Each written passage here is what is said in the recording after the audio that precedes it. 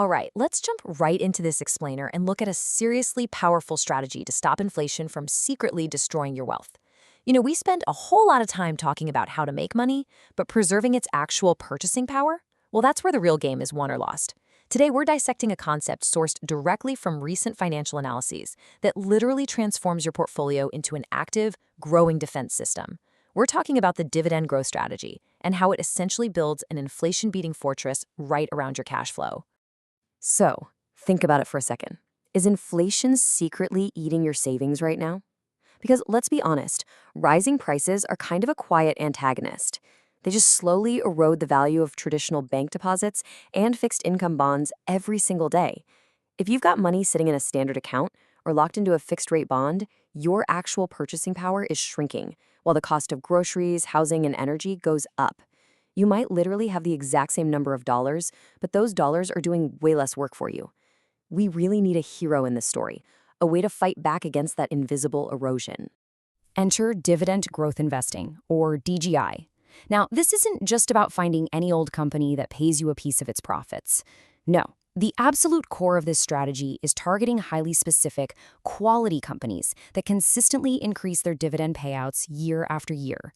We are looking for annual growth here, not just a high payout today. It's a subtle distinction, but an absolutely vital one. By focusing on the growth of the dividend, which is driven by actual corporate earnings, you're essentially establishing a cash flow stream that automatically scales up over time. To really nail down why this matters, let's look at the difference between a high current yield and an annually growing yield. It is so tempting to chase what analysts call the yield trap. You see a stock offering an 8 or 10% dividend today, and it looks like an absolute goldmine, right? But honestly, that high yield is often a massive red flag. It usually means the stock price has plummeted because the underlying business is in trouble, and well, that dividend could be slashed tomorrow. The DGI method completely ignores those flashy, risky payouts. Instead, it focuses on building a growing cash flow fortress. Trust me, a safe 3% yield today that grows by 10% every single year is going to rapidly outpace a stagnant 6% yield over the long haul. Moving on to Section 1, 3 key selection metrics. So you can't just pick a random company that pays a dividend. You really need a system to separate the robust businesses from the fragile ones.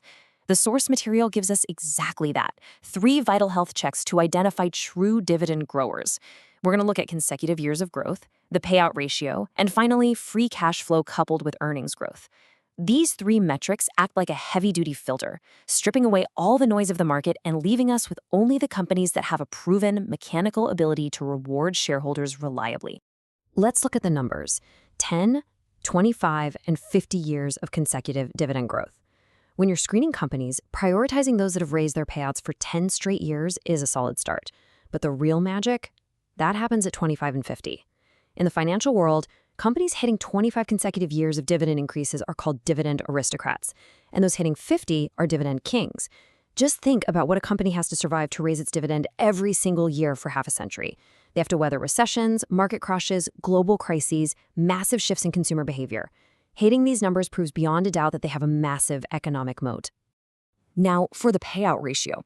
For these top-tier companies, an ideal payout ratio sits right between 40 and 60%. The payout ratio is simply the percentage of a company's earnings that it actually pays out as dividends. If a company is paying out 90 or 100% of its profits, well, that's a huge warning sign. It means they have literally no money left to reinvest in the business, no cash for R&D, and absolutely no buffer if times get tough. On the flip side, if it's too low, they just aren't rewarding shareholders enough. That 40 to 60% range, that's the Goldilocks zone. It ensures the company generously rewards you while keeping enough capital in the bank to fuel future growth. And that future growth relies entirely on one fundamental truth: dividends come from profits. It sounds incredibly obvious, I know, but it is so easily forgotten when people get blinded by high yields. You simply cannot pay a sustainably growing dividend out of thin air, or worse, by taking on debt. Stable EPS, earnings per share growth, is the ultimate engine for continuous payouts. Along with strong free cash flow, steadily rising earnings are the fundamental drivers that make those future dividend hikes actually possible. If the EPS isn't growing, that dividend growth is eventually going to hit a brick wall. All right, on to Section 2, beating inflation with pricing power. So, How exactly do these specific, high-quality companies manage to pay you more, even when the entire global economy is getting more expensive? It comes down to the big aha moment of this whole strategy: pricing power.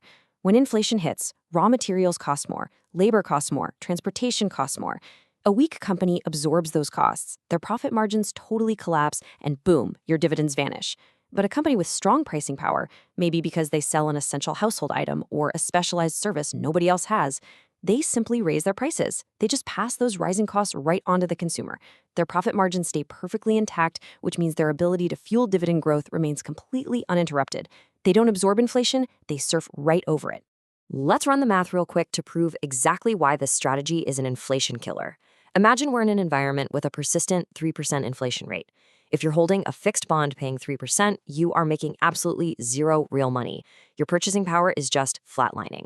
But if you own a dividend growth stock, and that company uses its pricing power to bump up its dividend by 7% annually, you're winning.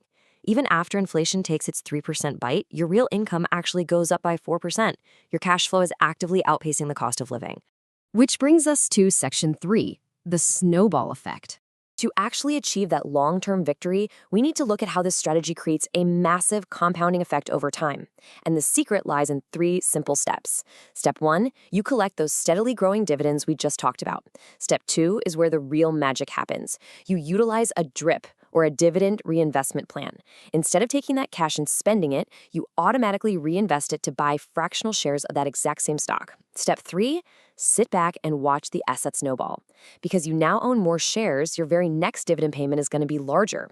And because the company increases its payout annually, that larger payment gets multiplied by a higher dividend rate. That even larger payment buys even more shares. It's a literal compounding machine that continuously accelerates your wealth creation. Now, as the source analysis points out, we do need to set our expectations correctly here. DGI is absolutely not a short-term windfall. You're not going to double your money in 3 weeks like you might gambling on highly speculative stocks. What this strategy actually offers is a safe harbor. It's built entirely on underlying enterprise quality and highly stable cash flow. As we look ahead to what experts anticipate will be a pretty volatile market in 2026 and beyond, this isn't about chasing quick gains. It's about reliable shelter and steady, predictable growth. So I want to leave you with this final, somewhat provocative thought to consider regarding your own strategy. Heading into 2026, take a really hard look at where your money is sitting right now. Is your portfolio a safe harbor, actively growing its cash flow to protect your purchasing power, or is it quietly melting away in the heat of inflation? The metrics are out there, the strategy is super clear, and the choice of how you build your financial fortress is entirely up to you.